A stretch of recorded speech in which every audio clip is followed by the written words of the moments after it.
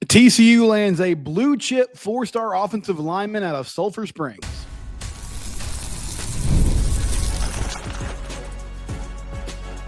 You are Locked On Horned Frogs, your daily podcast on the TCU Horned Frogs. Part of the Locked On Podcast Network, your team every day. That's right, Locked On Horned Frogs, your team every day. I'm your host, Steven Simcox. I've been covering TCU athletics for the past 12 years. We're brought to you today by Gametime. If you need NBA Finals tickets, you might say to yourself, well, that's not possible. It is possible. On the Gametime app, they have last-minute deals. I'll tell you about them later on in the show. We'll also discuss the big house settlement that was ruled upon on Friday. If you missed Monday's show, I tried to give the best breakdown I could for how the world of college football is going to change over the next few months. The main thing being in July, schools will be able to directly pay athletes through revenue sharing rather than through NIL and third-party collectives. We'll get into that a little bit more later on in the show. But we start today with some big-time recruiting news. Vincent Johnson Jr., 4-star offensive tackle from Sulphur Springs. He took an official visit to TCU a few weeks ago. He had an official visit coming up to Baylor. He had a lot of interest from schools like Kansas State, Arkansas, Texas A&M. He committed to TCU on Monday night. And my goodness, what a great deal for the TCU Horned Frogs in landing Vincent Johnson. It starts with the size, 6'5", 310 pounds. He plays tackle at Sulphur Springs. Most recruiting analysts believe that he'll slide to the interior offensive line once he gets on campus. I saw Greg Powers from Dave Campbell's Texas Football say that he's the number 9 ranked interior offensive lineman currently on the Texas Football website. I believe he's in the top 15 when it comes to interior offensive linemen on On3, which is one of the industry websites. He's a 3-star according to 247 Sports, their individual rating, but their composite, when they factor in all the other ranking services, they have him as a 4-star, and the offer list is super impressive. As I said earlier, Kansas State had interest, Baylor, Arkansas, Houston, Texas A&M. So you hear those schools, big-time schools that know offensive line play, that know how to bring in guys that can block, that want to run the football. I have been very consistent in telling you this. This is the type of recruiting win that TCU needs to win to get if they're going to take the next step, which in my mind is to be consistently at the top of the Big 12 and in the college football playoff discussion. The thing that I appreciate the most about the Sonny Dykes tenure so far, he's made a commitment to going after offensive and defensive linemen in recruiting big time numbers wise, and sort of playing the game of, okay, some of these guys are going to develop. This is a dude who looks the part. Like, he looks like he could come in and play right away. Again, 6'5", 310 pounds. You can't teach that. When you turn on the tape, you also see a player who moves really well, who has some athleticism. But the biggest thing that stands out, which is what you want in all your offensive linemen, he is violent at the point of attack. This is someone who's not afraid to hit people, to drive his feet, to drop people on his head. I was talking about Greg Powers from Texas Football earlier. He mentioned in just a little snippet he was doing on this commitment that Vincent had 50 pancakes last year, 5-0. That is really, really good. And overall, last season, I think the TCU offensive line figured out a way to be effective. It was primarily in pass protection, and we saw the run game struggled for most of the year. Now, they did figure out some things with Savion Williams. What they were missing is guys that at the point of attack could move the line of scrimmage. And that doesn't mean just like influence blocking, turning the defensive lineman a certain way, getting your head across and hooking somebody. It's more driving your feet and pushing people down the field. Now, that can be challenging sometimes in an RPO system, run pass option system, meaning at the mesh point, Josh Hoover's deciding whether he's going to hand the ball off to the running back or drop back and pass it, because you don't want to be the ineligible man downfield if he does pull that ball out of the running back's stomach and decide to throw the ball. But they need a little more nastiness on that offensive line. I'm excited to see what Cade Bennett brings to the table. I like Colton Deary moving over to center. Ryan Hughes and Ben Taylor Whitfield are going to get more opportunities this year. This is the type of player, though, that fits the bill in that regard, and that they're going to need to consistently be on top in the Big 12 and in the college football playoff discussion. through the past 2 decades. I mean, there's been some spottiness here and there, but for the most part, wide receiver wise, team's been really solid. I mean, you think through the years, you just put Jack Besh and Savion Williams in the league, Jalen Rager, Josh Doxson, John Diarse, Colby Listenby. There's a long list of guys, and I'm not intentionally leaving people out just for the sake of time. I'm going to stop there. There's a long list of guys that have been really good at creating separation, winning one-on-one matchups, stretching the field, at running back. Not so much last year, but you've had a long line of running backs who have been very, very effective. Amani Bailey ended up running for over 1,000 yards. Kendre Miller and Amari DiMercado were fantastic. Kyle Hicks was great. Aaron Green back in the day was great. You've had some lapses at quarterback from time to time, but you've had good QBs. When you look at the teams that were most successful in that run, a lot of times the inconsistency had to do with QB play and your play across the offensive and defensive line, right? That 2014, 2015 team, great O-line, really good D-line, Trayvon Boykin at QB. They were fantastic. 2017, Kenny Hill at quarterback. You figured out how to work with him, right? You ran the ball a lot. O-line wise, really good. Defense was nasty. Front seven was great. Won a lot of games. 2020, that 6-4 team, they leaned on that O-line a lot to run the ball. The fantastic run where you won a college football playoff game and took down Michigan. Max Duggan figured it out. You figured out how to use them well. Had a really good O-line, a team that could run the ball. All those ingredients fell into place. This TCU team, if they're going to be successful, that's going to be the key. And this is the type of player that you need to continue that trend and to do it at a high level. So your 2026 class right now, it's not super highly rated. It's fairly small at the moment, but they're doing a nice job of filling out the trenches. You now have Vincent Johnson, who's on the commit list, and then Jordan Burnett, another offensive lineman from Missouri City, goes to Ridge Point High School. The defensive linemen are really leading the charge. Your highest rated commit right now is Jesse Ford, defensive lineman from Arlington Martin. You also got Carter Buck, an edge rusher from Lake Travis. Duncan McGee, defensive lineman from Texas High and Texarkana. Maddox Flint, a defensive lineman from Westlake in the Austin area. Will Terry is a long snapper, and then Jack Dalton is your quarterback. And now you have another offensive lineman in Vincent Johnson who can protect Jack Dalton and be a huge piece in the run game as well. Vincent's built, I mean, he's built really well. Like he's, again, over 300 pounds, but you watch him on tape and you look at him and it's a dude that's got good weight. Like he's tall, he's fairly lean for an O-lineman. So, I mean, he does look like an offensive tackle. Now, I'm fine with moving him into the interior, and ultimately, like, that's seems like what they're going to do. And maybe they'll allow him to get some reps at both and just kind of see where he lands. Because you never know with this. I mean, Ryan Hughes is going to be your starting left tackle this year, and Sonny Dykes in an interview earlier this offseason said that when he signed, they didn't see him as a guy that could play right away. I mean, nothing against him, but their evaluation of him was, okay, this is a guy that is going to be able to play eventually. It's going to take a little bit of time, which is fine. We have that time. We have that ability to wait, and we'll see what it looks like when things come together. Well, he ends up being really impressive during fall camp and in spring camp and late in the season. They give him the opportunity. He performs well. So maybe Vincent Johnson comes in and surprises people by being on the edge and playing at tackle and doing a great job.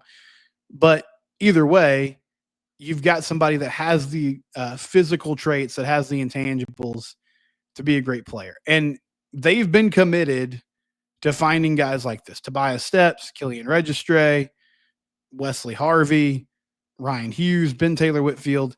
They've put a lot of investment in the high school ranks in landing O-linemen who they think can play and they can develop and they can raise up into really good individual players for the future. And they've also gone in the transfer portal and found what I would call more stopgap guys. And that's not me being disparaging of their play at the time. It's just like that it's a 1-year situation. They're going to be there for one season, kind of stabilize things, be a potential starter for you, and then move on. And don't forget, they've landed a few guys in the transfer portal this offseason that could be huge keys for the future on the offensive line as well, because both of them are players that are going to probably not play a lot this year, but could play next year. Dylan Kinney from ACU, who didn't play a ton his first couple of years on campus at Abilene Christian, but then last season got a lot of starts. And the Rasheed Jackson, similar story at Incarnate Word, didn't play a lot his first season, played pretty much every snap his second year on a team that went to the playoffs and made a little bit of a run. And so both those guys will have a chance to show what they can do and develop as well. Now you add Vincent Johnson Jr., Jordan Burnett, potentially others to that 2026 class. It's also nice to see a commit because it's just been a while, and momentum in recruiting is real. I think when guys make that decision, other players take notice, maybe some players that were on the fence see that commitment today and say, okay, this is the place to be. So hopefully that's the case. Big pickup in landing Vincent Johnson from Sulphur Springs. When we come back, is this house settlement going to stand up when it comes down to it in the court of law? I'll explain next here on Locked On Horned Frogs, your team every day. I told you at the beginning of the show, the Gametime app. I love using the Gametime app. It's great. It's super easy. 2 or 3 clicks and you have tickets right to your phone. I've told you before, but during basketball season, I would get TCU basketball tickets on the Gametime app frequently. And it was as simple as just find my seat. I see what the view is going to be from my seat when I sit down. I get a picture of it. There's no hidden fees. There's fees, but they're right there in front of you. So you know what you're paying for. You check out, it goes right to your phone. They make it simple for you.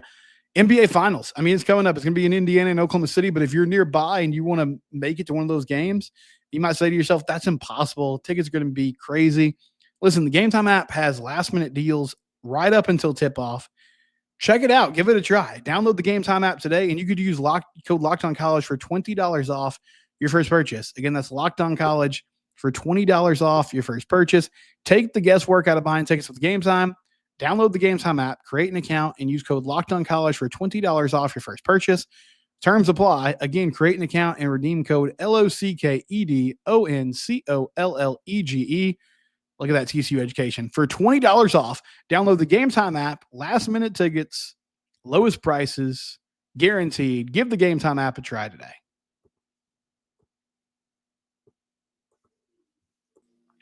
So if you missed it, I won't go into a lot of detail here because I did an episode on Monday if you want to circle back and watch it.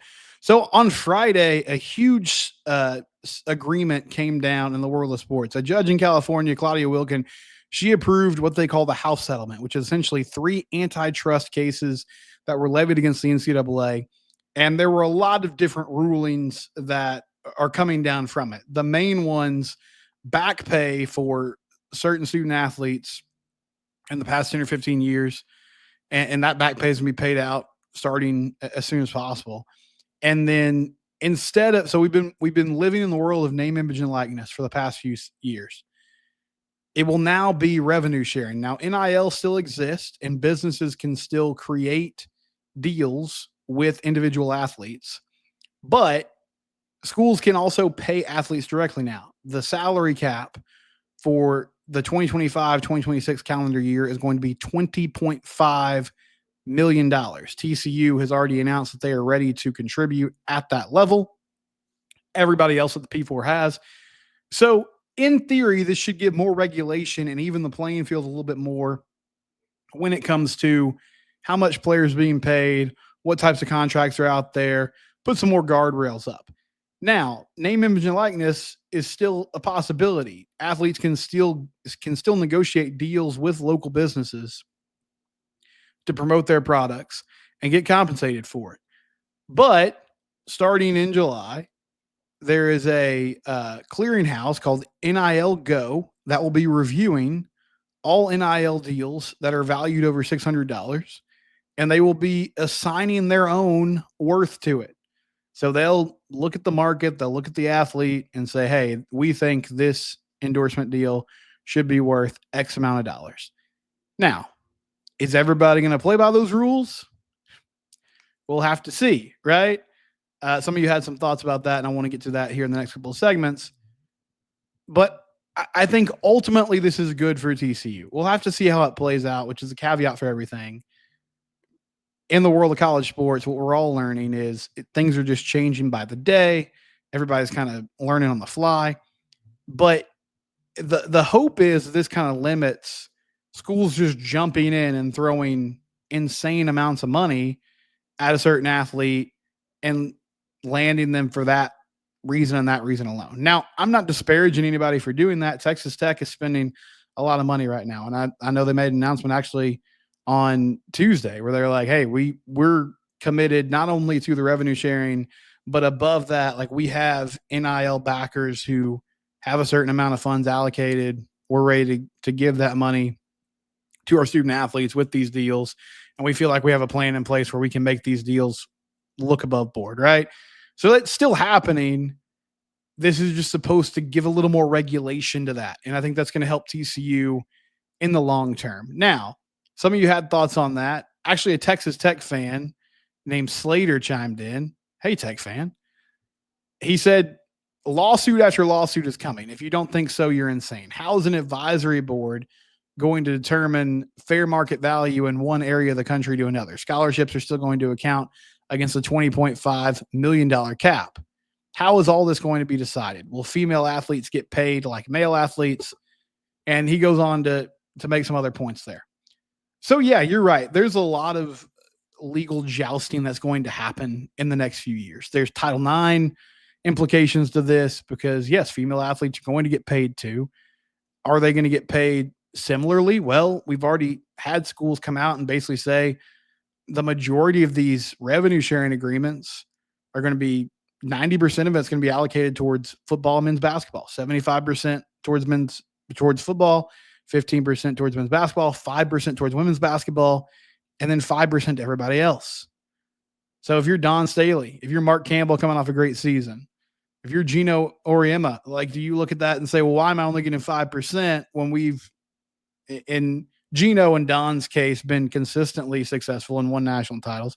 In Mark's case, had a huge turnaround, use that momentum to do some really good things in the transfer portal by landing Olivia Miles. That's going to be determined. Also, I talked about this on the show. So somebody signs a revenue sharing agreement. What happens the first time that they just up and leave, right? Because in the transfer portal era, one major problem across college sports has been that these agreements aren't really binding. So if you sign an NIL deal, but you don't like the amount of playing time you're getting, you don't like the way the situation played out, somebody else comes along and says, hey, we can actually get you a better deal than that. There's nothing really that's keeping you at that school for their services because all these contracts are kind of ironed out vaguely and there's not a lot of legal repercussions to it. So do we see schools go after student athletes and their families? I mean, go after might be the wrong terminology, but basically say, hey, we gave you this amount of money or you signed a deal that you're going to play here and had this compensation coming towards you and now you're not here. There's a ton of questions, that have to be answered. And that will be answered over the next few years. So, yeah, I expect a lot of lawsuits. I expect that there will be some holdups when it comes to the actual enforcement of this and what it could mean for the future. But all that being said, I think this is a step in the right direction. And the real challenge is, again, in pro sports, like in the NFL, you have 32 teams. You have a union. You have owners, you have union representation. They collectively bargain. They come to agreements. Everything's hashed out really fairly and really well, fairly. There might be some disagreements on how fair it is, but the details are ironed out. Negotiations happened. And then that deal gets presented to the players and the owners, and that's what they go by. The problem with college sports is you're talking about all across the country, there's different programs, different sports that are bringing in different types of revenue. And so it's difficult to make sure everybody does have fair market value. But I think ultimately this is a step towards what we really want, which is, yeah, we can all agree athletes deserve to get a piece of the pie. Like they need to get compensated for what they were bringing to universities and to the programs, especially when we talk about football and men's basketball. But there needs to be some rules and regulations in place so that everybody can enjoy this and that the fans aren't left out in the cold because they feel like there's not as much loyalty as there used to be, or it's just tough to keep up with who's on their roster, who's coaching their team, right? So that all needs to be included in these agreements as well. We'll continue this discussion next. It's Locked On Horned Frogs, your team every day.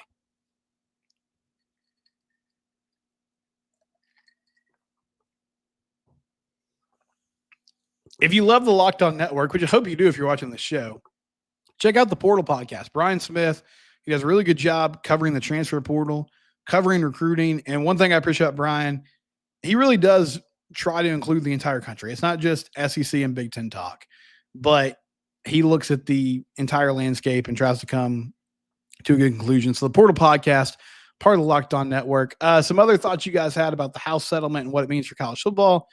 Big Easy said this is a great concept, but those big money schools will find a way to circumvent the cap. I'm certain of that. Yeah, people are going to push the envelope. You're right. And there's a college sports commission, which is the new enforcement arm that is taking over essentially for the NCAA, that will be investigating and levying punishments for things like that. And they'll be doing it with fines, taking away some of the salary cap potentially. Also, there'll be suspensions for players and coaches. But you're totally right, man. I mean, like, people are going to try to find a way to have advantages. And we don't know what that's going to look like. We don't know who's going to benefit the most from it. And then ultimately, is the College Sports Commission going to hold everybody accountable so that that stuff gets curtailed? The first program or the first coach or whoever to get in trouble, what's that punishment going to look like? And is that going to be enough for everybody else to kind of evaluate and say, you know what, maybe it's not worth losing our coach for half the season or whatever those punishments end up being? That's a huge question moving forward. And that does relate to TCU, because I think if those big money schools or blue blood schools try to push the envelope and they end up getting rewarded for it, well, then that in some ways defeats the purpose of the settlement, which was in hopes to give everybody more guidelines and create a more level playing field for everyone else. And then finally, Texas Frog says, I'm sure the SEC will be completely honest and transparent. Seriously, I do hope this helps TCU. Very important season coming up. Go Frogs. It is a very important season. Last year, the way they ended last season was great. And it was a good move in the right direction as far as, okay, there's some stability here. We saw a team with their back up against the wall at a crossroads after that Houston loss, and they found a way to get up off the mat and improve and respond to that challenge in a productive way. Sonny Dykes on the fly changed up his running game. Defense got better. Like some of those things that you kind of look at and say, okay, is my coach really exhausting all options to try to be the best coach and create the best program possible? It felt like they did that in the second half of the season. But I've said this before, if you don't build on it this year, then not that it's a total wash, but all that momentum kind of goes by the wayside then. Because at that point you're like, well, yeah, we ended up 9-4. We won a bowl game. That was a great close of the season, but we didn't capture that momentum and run with it. And TCU is kind of under the radar right now. I don't think a lot of people are thinking about them when it comes to Big 12 championship potential, college ball playoff dark horse, and that's fine. As many of you have pointed out, historically, that's where TCU has done their best work.